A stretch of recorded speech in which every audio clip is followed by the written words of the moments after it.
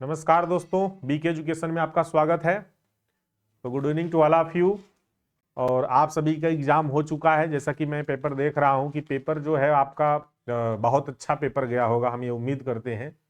क्योंकि इसमें जितने क्वेश्चन आए हैं, एक एक क्वेश्चन मुझे ऐसा दिख रहा है जो कि हमारे में नहीं है, मतलब मोस्ट इंपॉर्टेंट मैं नहीं ऐड किया था। अगर उसको आप छोड़ भी देते हैं ना, तब पर भी आप 100% पूरा पेपर करके आएंगे। अगर आप पास लिखने की क्षमता है, तेज लिख रहे हैं, तो आप पूरा पेपर लिख के आएंगे, ये उम्मीद करते हैं। देखिए, जो ये पहला क्वेश्चन है ना, यहाँ पर पहले का अ नंबर, एक नए रेल प्रोजेक्ट के लिए कौन से विभिन्न सर्वेक्षण किए जाते हैं। तो ये सर्वेक्षण वाला मैं टॉपिक हटा दिया था उसमें से, क्योंकि ये जल्दी क्वेश्चन बनता नहीं, ज्यादा मोस्ट नहीं था। लेकिन इस बार पूछ लिया है तो कोई बात नहीं। अगर आप इसको छोड़ते हैं ना, तो फिर भी आप ब और स कर सकते थे, क्योंकि इसमें ऑप्शन है भाई कोई अथवा दो करना है। तो स्थायी मार्ग, परमानेंट परमानेंट वे को परिभाषित करना है। और स्थायी मार्ग के कौन से भाग हैं, एक स्वच्छ चित्र की सहायता से। मैं चित्र सहित अभी आपको पढ़ाया भी था स्टार्टिंग में, आप उठाइए मोस्ट इंपॉर्टेंट का, उसमें आपको ये चित्र सहित मिलेगा। ठीक है। रेल गेज क्या है, ये भी आपको पूरा बताया था। फिश प्लेट क्या है, ये भी बताया था। बियरिंग प्लेट क्या है, लीड रेल क्या, विंग रेल क्या है। तो यहां पर आप आसानी से ये दोनों अटेम्प्ट करके पूरा 10 नंबर पा सकते हैं।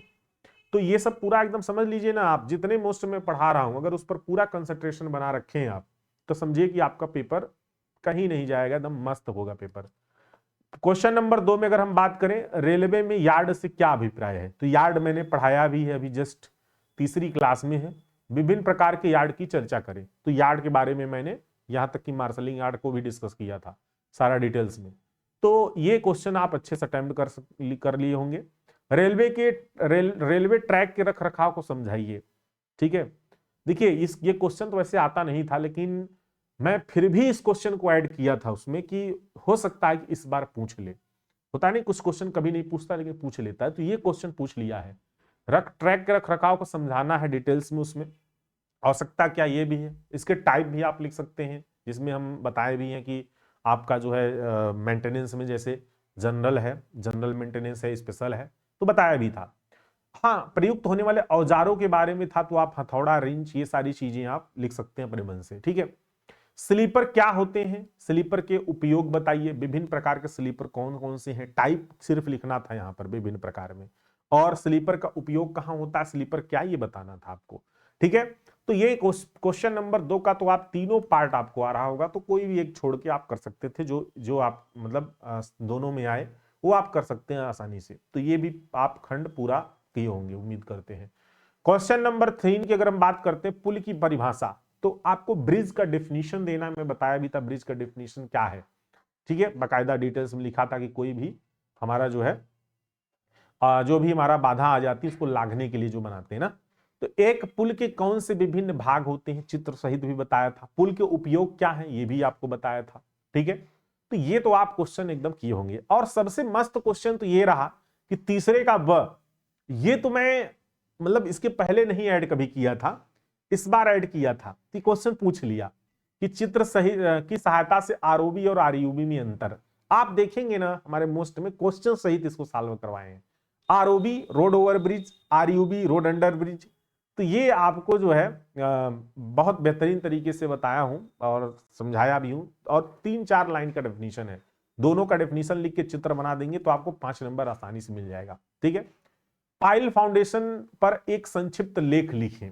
पाइल फाउंडेशन वैसे तो पूछना इसमें नहीं चाहिए था, क्योंकि ये रेलवे है, तो ये पूछ लिया है उसके उद्देश्य से, ब्रिज के उद्देश्य से। ठीक है। तो ये आप स्वाइल में वैसे पढ़ते हैं, स्वाइल में है, बिल्डिंग कंस्ट्रक्शन में है, तो अगर आपको याद है तो लिख सकते होंगे, अदरवाइज आप ये 2 क्वेश्चन से संतुष्ट होंगे। ठीक है, और आसानी से, और ये भी आपका पढ़ाया हुआ ही है। ठीक है। क्वेश्चन नंबर 4 में बात करें, खंड अ ब स, तो पुल की बियरिंग। ठीक है, अभी जस्ट बियरिंग आपको समझाए भी थे, फिक्स्ड बियरिंग और ये जो हमारा मूवेबल बियरिंग था। ठीक है। तो प्लेट जो धारक बोलते हैं हिंदी में। ठीक है। तो विभिन्न इसके उद्देश्य क्या है, ये भी बताए थे। प्रकार कौन कौन से हैं, उसके टाइप सिर्फ देखिए, मैं इसीलिए बोला था, आप देखेंगे ना, मैं सभी बियरिंग को डिस्क्राइब नहीं किया हूं। क्यों नहीं किया डिस्क्राइब, क्योंकि कभी पूछता ही नहीं है। ठीक है। सिर्फ मैं बोला था टाइप लिख देना सारा। जब 3-3-4 चीज पूछ रखा है तो सिर्फ टाइप लिख के छोड़ देते, उद्देश्य लिख देते, डिफिनेशन लिख देते, 5 नंबर आपको यहां से पूरा मिलेगा। ठीक है। तो सारे फिक्स टाइप वाला और जो हमारा मूवेबल वाला है वो सारा मैं लिख रखा था उसमें टाइप।